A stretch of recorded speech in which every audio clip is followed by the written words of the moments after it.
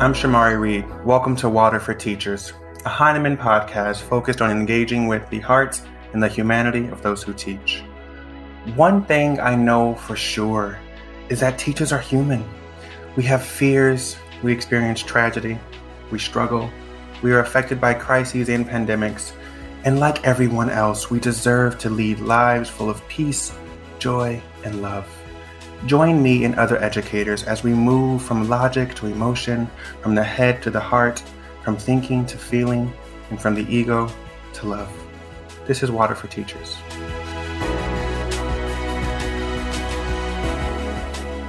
Welcome to episode 6 of Water for Teachers, where we're going to engage in another deep and beautiful conversation with another amazing human who teaches, Shane.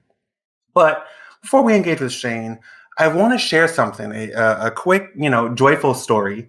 After I share, I'll invite Shane to engage with me about any and everything the story might bring up for us both.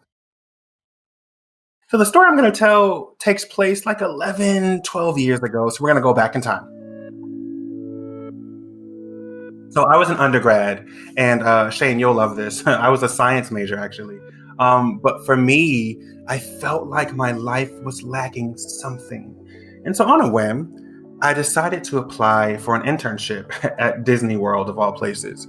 And it was a long shot because there wasn't really an explicit connection between science and Disney. But I sort of wrote about in the application materials about how I needed some time and space to explore and figure out what I really wanted to do with my life. And so I got the internship, which was with Disney's college program. And for 6 months, I worked in Hollywood studios and attended classes at Disney University, which is a real thing. Like they have like accredited classes and et cetera, as long as the university accepts them. And so you can study at Disney. It's kind of weird, but it's kind of cool too. And so while at Disney, as one could expect, young people were everywhere. And their energy was contagious. And there were all these cultures and languages and just different ways of being, and the laughters and the smiles and the joy. It literally made my day. I looked forward to going to work. And mind you, my work actually wasn't anything glamorous. I worked in the kitchen. I have all these actual scars on my hands too, from cooking and stuff. But that's what I did. I did it for 6 months and I studied. And so one day, I'm in class, and it was a marketing class because at that time I was playing around with the idea of moving from science to public relations and or advertising. And so I'm in class and I'm exhausted because I had spent the night before running around Magic Kingdom with my coworkers. Because one of the perks about being a Disney cast member is we get free entry to the park 24/7. So as long as we're not clocked in and we're working, we can go to any of the parks, including the water parks, whenever we want. And so one of my favorite things to do was go to Magic Kingdom and watch this fireworks show called Wishes. And it's, music and fireworks, and they have some characters. But it used to make me cry. I don't know. I used to feel so happy and like, wow, look at life. And so I would run after work from Hollywood Studios, and I would take up, the bus. And I would go to Magic Kingdom to see Wishes. And my friends, I knew the best spots. We could climb up onto the rocks where no one was, and we could watch the show. And so we had done that the night before. And so I'm in class and I'm exhausted and I'm not engaged at all. And then out of nowhere, Mickey Mouse comes into class. And let me share, I didn't grow up as a Mickey Mouse fan. That wasn't really my guy, because I shared in another episode. I'm terrified of mice and rodents. It's a phobia for me. I don't like them. And so Mickey wasn't really my thing. But seeing him come into class, I got this overwhelming feeling of joy, surprise, fantasy. And I started thinking, this is really dope. What's going to happen in the next class? Who's going to come next? Who are Mickey's friends, right? Is he going to bring them? And I don't know why they were there. I didn't really care. But I forever held on to that feeling. And I started thinking, why can't school or class always feel like this? And I was reminded of those old Disney World commercials where there were young kids in the bed and it was late at night and the parents were like, oh, we're going to Disney tomorrow, right? And then the child would be in bed and they would be cheesy, oh my gosh, oh my gosh, oh my gosh. And the parents would go what's going on in here? And the children would say, I'm too excited to sleep. And I was like, why can't school be like that place where kids are in bed and they're like, oh, I got this class tomorrow and I'm too excited. And so I decided in that moment, in trying to figure out why Mickey Mouse was there, I decided that I wanted to teach and that I wanted to recreate that feeling and that joy with young people in the classroom. And so I always say that my career in education started with joy. And as Walt Disney always said, it all started with a mouse.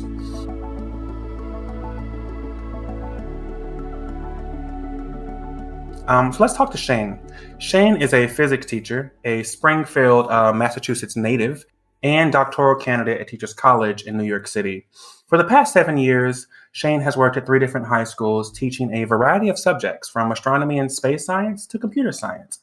His interests are in developing a community of radical, progressive educators that see science education as a key to liberation.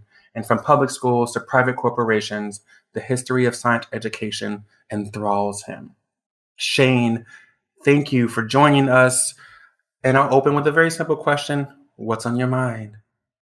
Yo, Shamari, first of all, that's like the most amazing and like opening to a podcast I've ever heard. You speak for the people, my guy.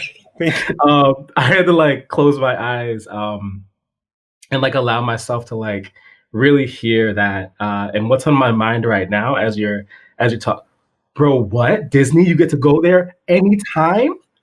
How old were you? I was 20. I think I was 20 or 19, somewhere around there. And Disney, it was my backyard. That, I mean, like, you know, I know that we, of course, as educators, want our students to go to college and go into higher education. But now I want my kids to know that they can work at Disney and they can have all access 24-hour passes to the park. And you're in school, right? And so I want to sort of say to everyone listening, it's a lot of fun, but it was the hardest thing I think I've ever had to do because I had 40 to 60-hour work weeks. And I think everyone knows Disney doesn't really close or slow down. Okay. So it's not like you have lags, like you do a little work and then there's a break. When you're on that clock, there are people all day long who need something, who need your service. And so I was doing that, taking classes online back at home and going to Disney University. So I deserved a night out. Like I deserved those, you know, excursions through the park. I love that. That's like that balance between like, yes, it was this amazing, like a magical experience. Also like capitalism and the way that corporations work. Very much that, but the magical version. Yes. When did you know you wanted to teach? Yeah, that came up for me as well. I was trying to think about, because whenever I'm asked that question, I always think like, oh, I should come up with this like one moment, right? This like one time. A Mickey Mouse moment. Yeah, like a Mickey Mouse moment. And I definitely have that. I think that it's a little bit like, I don't know, it's queued up though, you know? Okay. It's like when you're at a party and the DJ's playing the song that they play at 1 a.m. when everyone's at like peak party. I'm saying this because part of my quarantine self just slightly misses the little bit of extroversion of going out.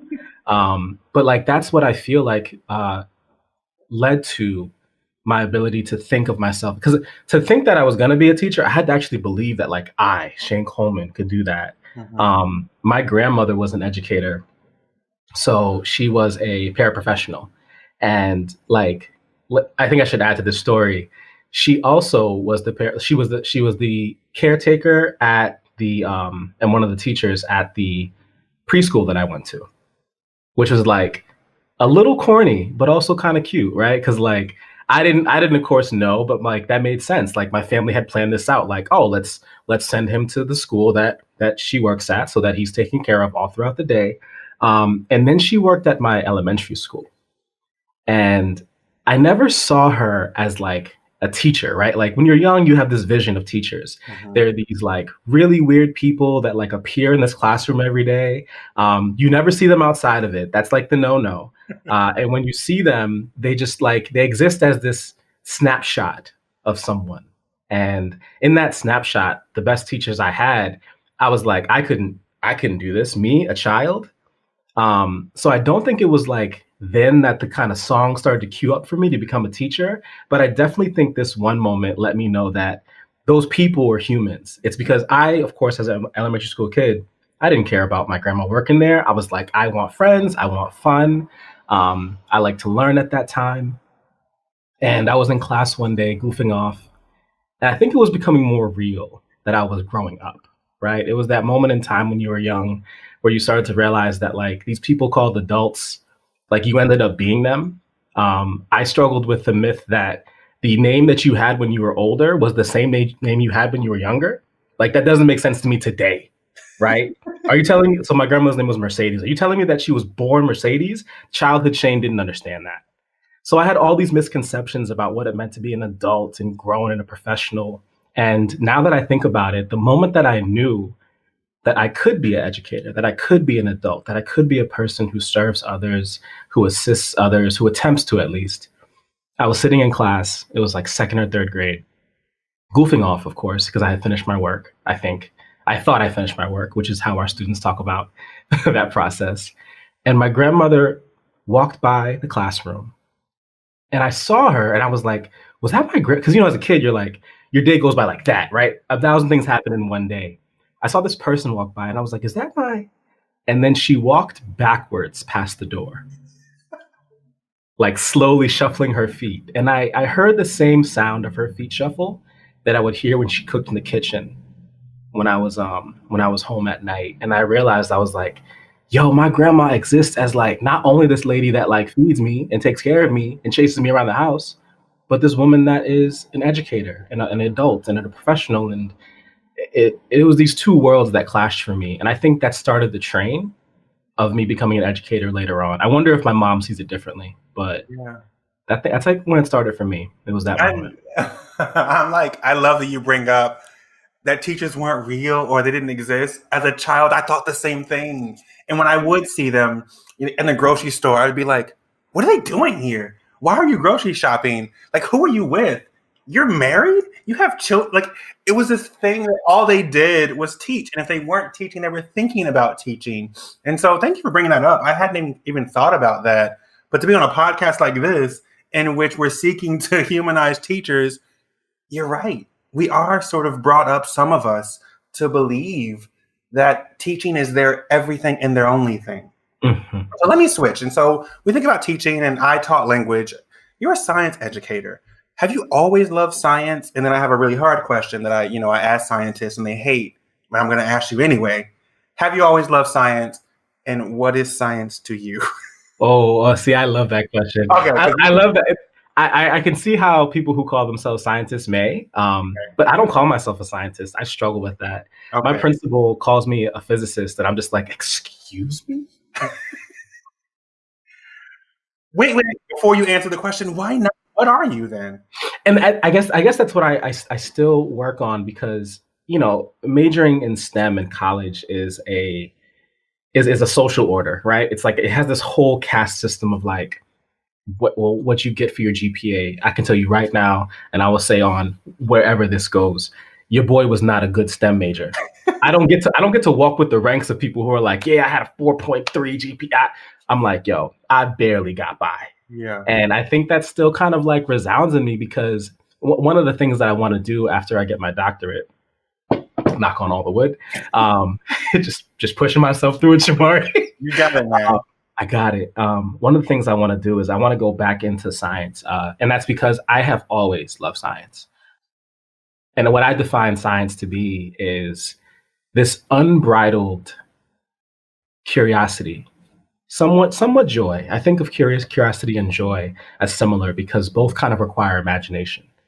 And I think of the first time that I felt that unbridled, I felt crazy with how like maddening it seemed to me that there was this thing about the world that I didn't know. And I was like, excuse, you want to run that by me one more time? The sky is, and it was, if I could talk about that moment briefly, there was a elder in our family circle. As you know, for Black people, everybody's family. So this was a friend of my grandmother's. She was friends with this married couple, Mr. and Mrs. Cox. Yeah. And Mr. Cox was the smoothest, smartest dude you had ever heard. I have his old engineering instruments on my wall. And I think about it so much now, because he was a scientist, I would think. But he never talked about it like that. He just asked me questions. And I was like 6 years old, and I probably didn't care about his, I was like, I don't know, you know? But he engaged me in the process of science, in the process of asking questions and wondering what the answer was and not needing the answer. I hope that answers the question. Yeah, I mean, yeah. So let me tell you this. So I snoop on the people who are going to be on the podcast, and as I say, in every episode, I don't know you all before. I know you from an entrance form that you filled out. We have a brief conversation. There are some email exchanges, but I asked for social media, handles so that I can go and like dig and snoop and like, who are these humans who teach? And I was going through your social media and I saw that you were a gamer. Yes. And so I was like, I got to ask him about the PS5. Does he have it? Why or why not? Do you like it? Oh man, so many thoughts. Oh God. I want to run it. You can tell me one of the earlier podcasts. I remember him naming themselves a Pokemon trainer. And I was like, dang, I forgot to do that. Wait, are you a Pokemon trainer? I'm a Pokemon trainer. I am a Pokemon. Top 3 Pokemon, go. Oh, first of all, the OG Squirtle, always. Yes. Squirtle Squad till the day I die, gang. Yeah. I'm gonna have to say close to that, like coming up right next is going to be Bulbasaur. And people always like hate on Bulbasaur, like, oh, it's one of the top 3. It's one of the top 3. Bulbasaur is the homie. If you remember the Indigo League, if you remember those early Pokemon days, Bulba was the cutest Pokemon. He was the most earnest, and just that like water and like leaf mixture, like having that team and duo, that was always the kind of trainer I wanted to be. Jeez, Shamari, you just tapped into like my child, like that child chord. And now I'm thinking about the third one. And I think it's the most powerful. I think Mew. I think Mew is one of the most powerful one. And I just want that. If I had a squad of 3 only, it would be an unevolved Squirtle, unevolved Bulbasaur, and a Mew just to unevolved. So you're not even trying to. Wow. Oh yeah, bro. We min-max over here. we stat it up over here. We get the right berries. We get the right things for the. But you don't have a PS5. That's you didn't like. I don't. Yeah. On the whole, I'm a PlayStation kid through and through. My mom first graced me as a Christmas present. Wow, that brings me back probably 16 years ago. I was just really on top of my stuff. I was a good kid. By her measurements, I think I guess I deserved it, and I got this PlayStation. And I remember like I had gaming systems, but like this was the one, right? It was like PlayStation. It was all hyped up. Yeah. And since then I just realized, I was like, my mom probably worked hours to get that bread. So when I like get my next PlayStation, the PS5, it will be like her the year after it came out, because I can't afford that. I'm all set.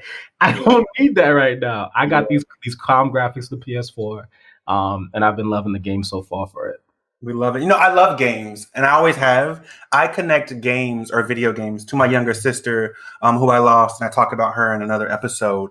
But she and I would spend most of our childhood playing video games, and it was like the coolest thing. And we played race car games, fighting games, sports games sometimes, simulation games, RPGs, fantasy, Pokemon. Like we did all the things. We had all the systems. We would beg my mother all year, and she would say, "You already have a PS2," and I was like, "Yeah, we want an Xbox. Oh, we want a so and so." So we had all these systems, and we would spend all day playing games until my mother would come and would like, come eat. We would go eat and go back to play games. And so folks are always, I guess, shocked to like learn that I'm a video gamer. I guess they don't connect me with that.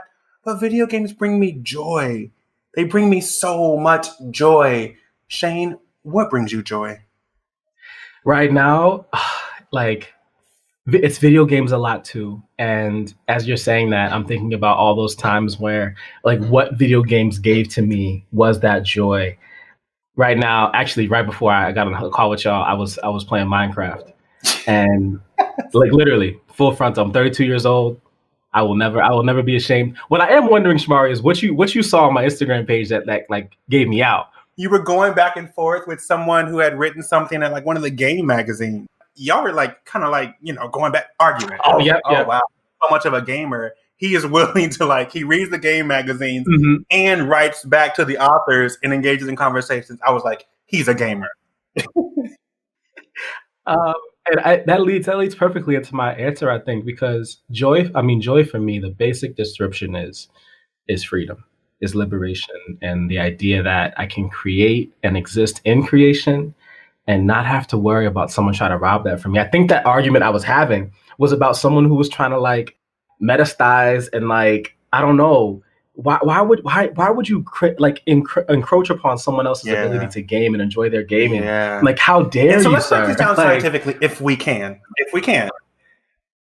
Can you create joy? Like, how does it work for you? Does it come from within? Is it triggered or released by external things? Like, talk to me scientifically. Break down joy, how it lives in your life and in you.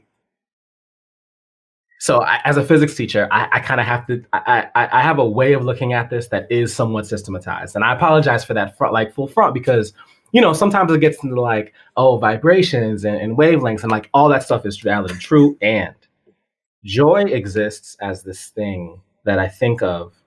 And I do think it's entirely external, because what I think is we're entirely external as well, right? Like, if I see myself in the scope of our universe, of our physical universe. I follow Hank Green on TikTok, and he was saying this. He's like, we're just chemical reactions. Okay. Like each of us, we're just individual chemical reactions that think and choose and desire and display. And I took that route of like perceiving myself as such, as external, as something that exists of my environment, not necessarily like I'm not the main character, right? I don't traverse the game with all the options or whatever. I'm not even the player controlling the stick, right? I feel as if I am just the simple synchronous reason why those two have an understanding of each other. Like, I don't think I can create joy. I don't think I can do that. I can, for example, I try to draw. One of my students, we have a thing, she reminds me every day to draw. And I say, you're attacking me, first of all, like it's personal attack. But she's an artist, and so it's one of her mechanisms too. And I'm like, I can't just like, and I think that's part of the reason why, like, heard you mention the idea of ego. If I'm able to deflate my ego to the base level of who I am in my existence, I become like almost infinitely joyful. I start doing and creating. I start drawing. I start singing. I start running. I start doing all these things. I don't think I can create joy. I only think I can set up a system in which it can manifest. It can operate. You know, I think I can harness it, but like let it go as soon as it comes. Like we talk so much, I think, sometimes about what it means to be happy and joyful. And I don't think we talk about what happens after. Yes. And that balance and that exchange. Yes. And I think for me, that's always been my work. Like, I can get to happy places. Sometimes I'm like, oh, I'm really happy. There's joy here. My question is always, how do I stay here? What comes next? What was it about this moment that made me feel so much joy and so much happiness? Like the Mickey Mouse moment, I think about a lot, especially as a teacher. What was it about that moment? Was it the surprise? Was it the shock? Was it that I had just seen my favorite fireworks show the night before, and the combination of fireworks and Mickey? Like, what was it? And so to go back to your point, what comes next? What are the next steps? How do we stay here? My therapist and I are always like, Shamari, you seem really good right now. And I'm like, yes, and I want to stay here. So I'll see you next week, Thursday at 11 o'clock, because I want to sort of pick apart why I'm here, why I feel like this, what is this? And I want to hold on to it for as long as I can. And so I'm thinking about that in this sort of time of collective crises. And many of us would say we've been living in crisis since they were born, since this country was sort of founded. It's always been some kind of crisis. But what have you drawn on, or what has been a source of joy for you during this time of collective crisis? It's just such a good question. I wanted to take that moment just real quick to, like, for one, like, harmonize like this current crisis. And, you know, we talk about generations and we think about impact, right? Something happened to my great grandmother that made her or allowed her, something she harnessed, allowed her to start a family with my great grandfather. And then they made my grandmother, who grew up in a world, in a generation in which some crises happened to her. Yet I know that woman in my life, 70 years later, to express joy. And this time, both socially, politically, emotionally, spiritually, has allowed me to hone in on that echo, right? And I think often we say history repeats itself. Okay, what parts of history repeat themselves? Who decides that? My ancestors decided at some point they were going to forward joy. I've seen my mother laugh, my father laugh, I've seen my grandparents laugh. And I think laughter physically is this thing, right? Like I can't laugh continuously. I couldn't laugh all day. Yeah. I'd probably be It exhausted. hurts. But Shamari, you have like that belly laugh. I love, people who can laugh. A good laugh is something I think is that, again, that unbridled, like unrestrained. I still struggle with that because when I laugh, like when I like get a good yuck in, it comes from like all these different points. Wait, what was that? That was like from a video game. I've been playing Kingdom Hearts, and the Goofy character has been getting to me so well. I've harnessed so much. So for one, I bought about 18 video games throughout the course of this pandemic. Yeah. And within quarantine, gaming and getting back into gaming and kind of using it as an outlet, it's only brought me back in. And what has it really taught me? What has it really shown me? It's like I just have. It's like, I think sometimes we like overcomplicate our jobs here. Like I just have like a really simple job. Like I choose it for one, and I can choose it right now to be. I can simultaneously recognize everything that is happening around me and everything that's happening inside of me. I can work to better understand that. And I can also create opportunities for joy.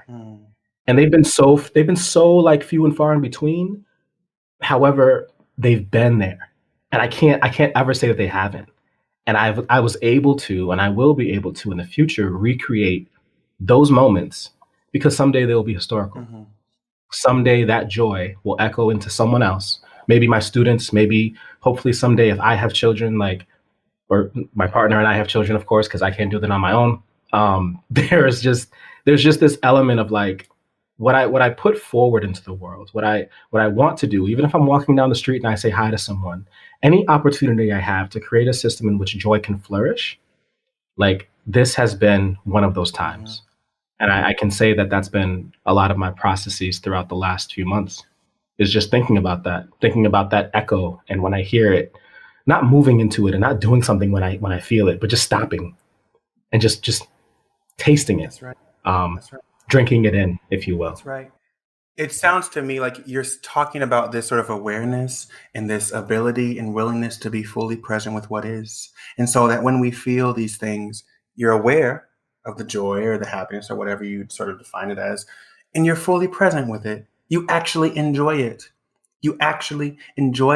And so I wrote, where are we? Like sometime, maybe 10 months ago, I was trying to explore the hardest lesson I had to learn. That was a question that I think Oprah throws out to guests. And I was like, what is the lesson that took me the longest to learn? And for me, it was being fully present. And so I had to write my way into that. Like, it was really hard for me to be with what is. I was someone who was like, oh, but the past, oh, but the future. And that was all of my ego. That was also sort of space for anxiety to enter my life.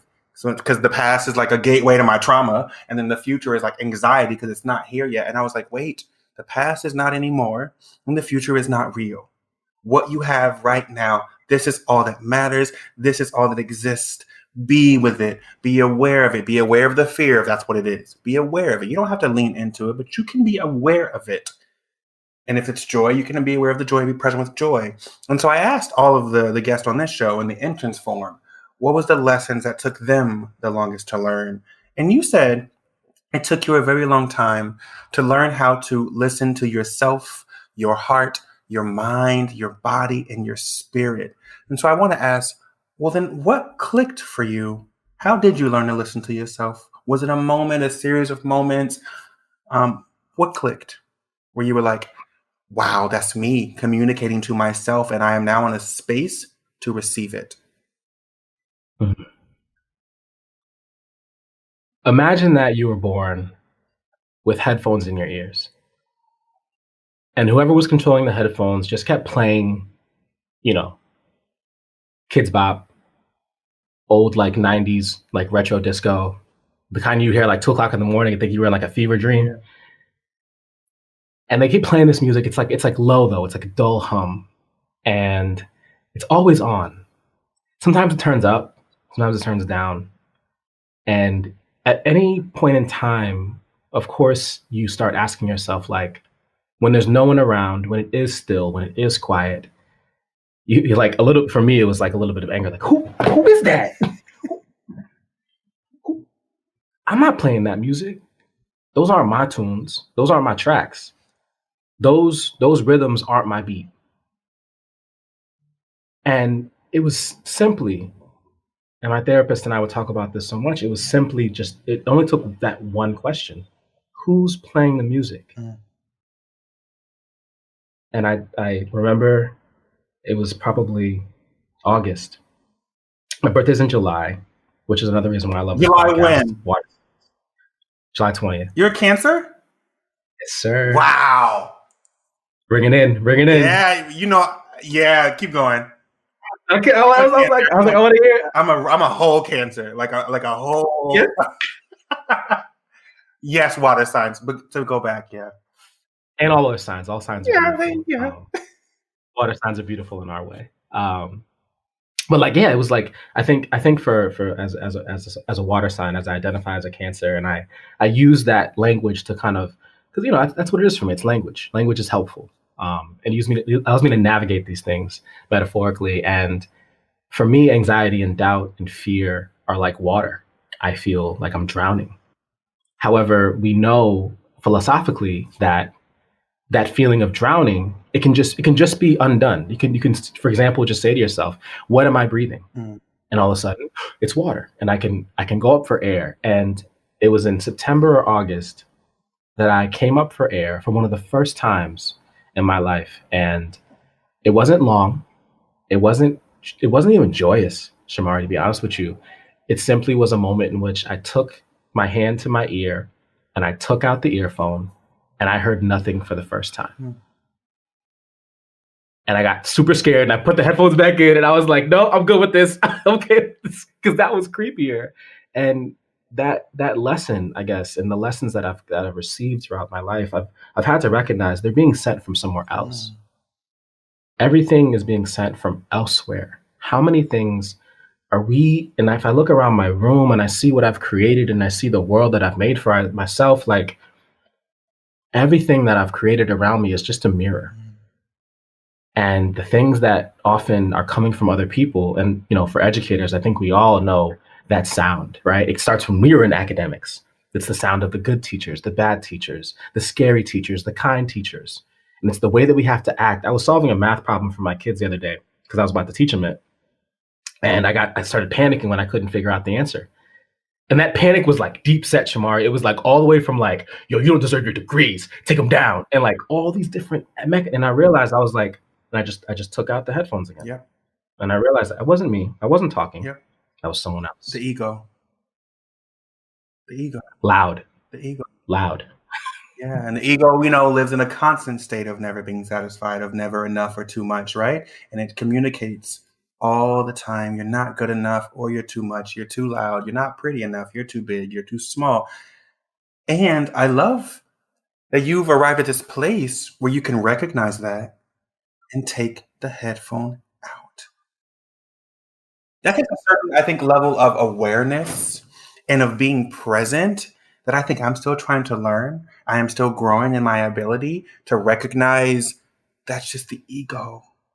Or those are messages that we've learned from society, or those are ideas and beliefs that have been created and designed with a specific purpose to get me and people like me to believe that we don't matter. But I can take the headphones out and I can say to myself, I know I matter because I'm here and because I'm breathing. I don't need any other confirmation but that. I know that I matter because I exist. And then I knew that if I weren't here, or any of us weren't here, the entire world would shift. That's how I know that I matter. And so hearing you talk about it and using this metaphor of the headphones, it's beautiful, but it's also really helpful. We think about language it's helping me articulate that's what it is. It's an awareness that there are headphones in your ears giving you messages that may or may not serve you, and that you can take them out. I gotta ask, who is one of your favorite people? One of my favorite people. Yeah, just a question that just came up for me now. Who I favor most, like who I favor right now, is my partner. She has found a way throughout the course of the time that we've known each other, that we've become close.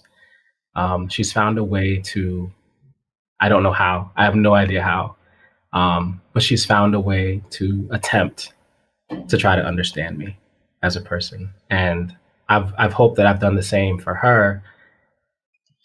The idea of like favoring is challenging to me because I feel as if I'm betraying everyone else when I say that. And then I remember that it's not about that. Like when you asked that question, I thought you were asking, I heard you asking, my ego heard you say, who's your favorite student? And like, I was like, like, I don't want to go with that. I don't have one, because I do. There is someone I favor as my student right now.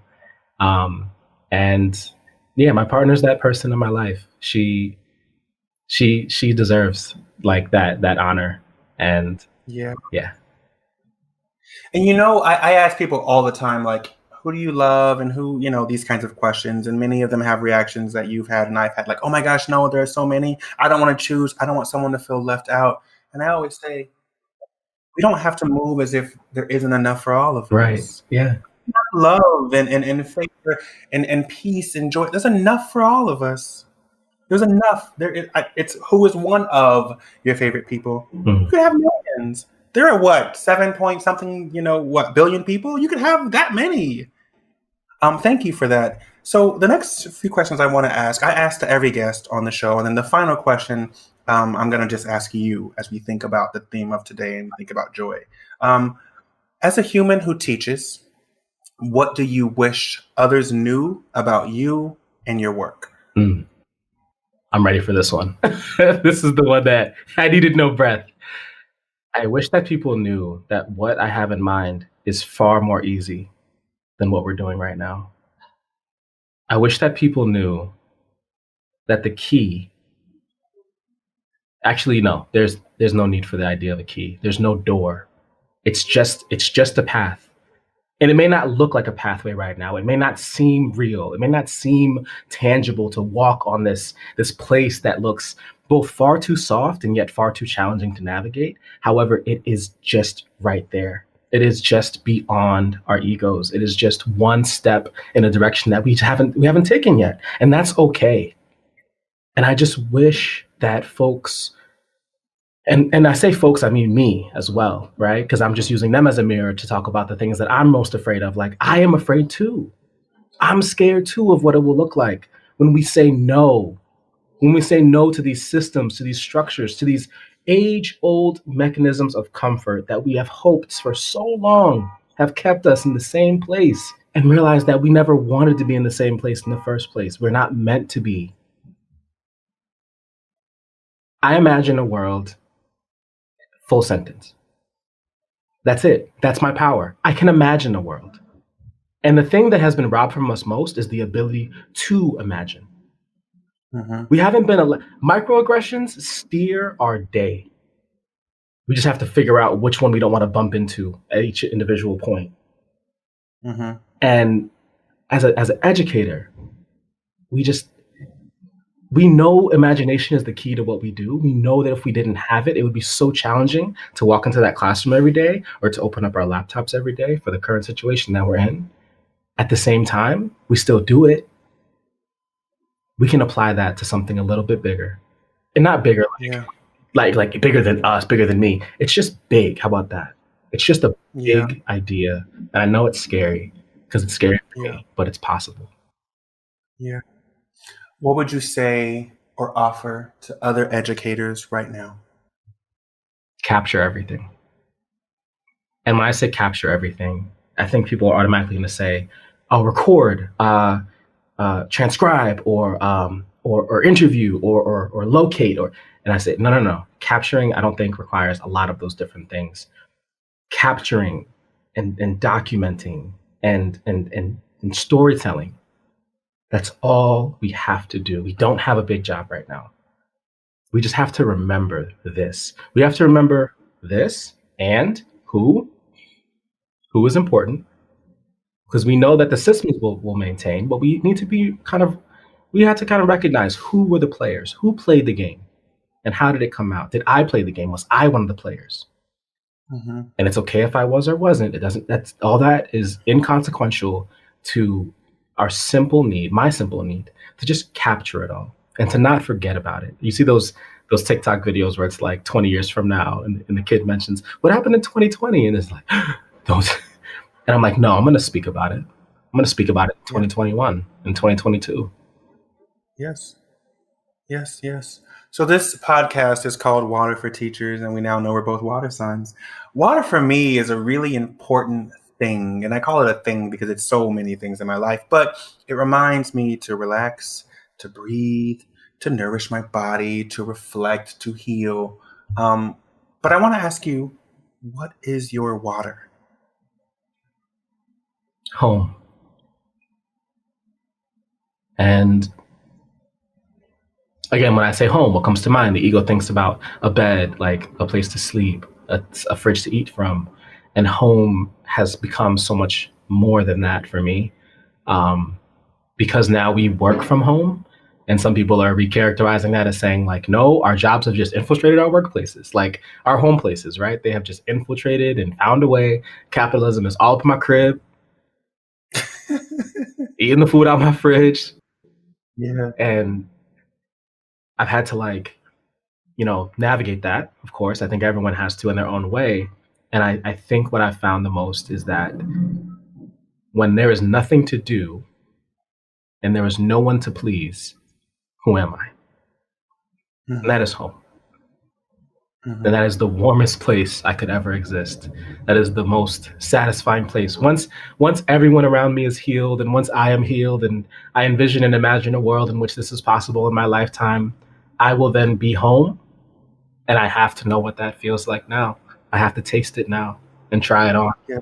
And I have to people, I struggle to drink water, I struggle to give myself that little bit of home, but every day I just give myself a little bit more. That's right. That's right. Our final question. Where do you find joy in teaching? They still have their imaginations. And those imaginations cause them to say wild things, to do wild things, to be in wild places, and to scare us as adults. But when my grandmother walked backwards through that doorway when I was 8 years old, and immediately the world became a cartoon. And I realized that even though I was in school trying to make myself and my family proud, I didn't need all that to make this person that literally saw this thing, this kid, this creature that's running around causing all this mayhem. And she cared at that moment in time, not about her job, not about me being in school. She cared about making me laugh. As she walked backwards, she did a little moonwalk as she shuffled backwards. She was getting up in her age, Shamari. She found a way to do that. And she didn't make a lot of jokes. She wasn't a very funny woman to me. But when she did that, she broke that veil. And I can allow myself to know from that point forward that when we look at our young people, when we hear them, when we hear their voices, because we don't see them anymore. Mm-hmm. Something is happening right now. We all know what it is.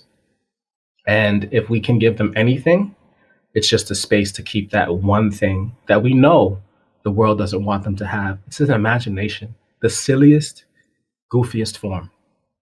Mm-hmm. The ability to laugh from the belly to the throat. Yeah, thank you.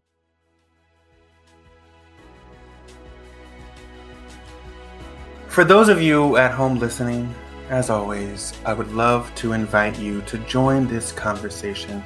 And so I want you to reflect on the question I just asked Shane. Where do you find joy in your teaching? And if you're feeling up to it, share your reflections and thoughts with us. We would love to engage with you and your humanity. You can share your responses on Twitter using the hashtag #WaterForTeachers, or tag us using our Twitter handle @WaterForTeachers. That's the number 4. But when you identify this place that you find the joy in your teaching, wherever it is, whatever it is, hold on to it. Hold on to it. Thank you, Shane, and a heartfelt thanks to all of you for listening. Until next time, in peace and love and joy. Bye. Water for Teachers is a production of the Heinemann Podcast and Heinemann Publishing. Today's show was created by Shamari Reid. It was produced and edited by Steph George and Ashley Montgomery. Creative direction from Lauren Audette and Toby Anteo. Logo design by Courtney Enos. The Heinemann Podcast executive producer is Brett Whitmarsh.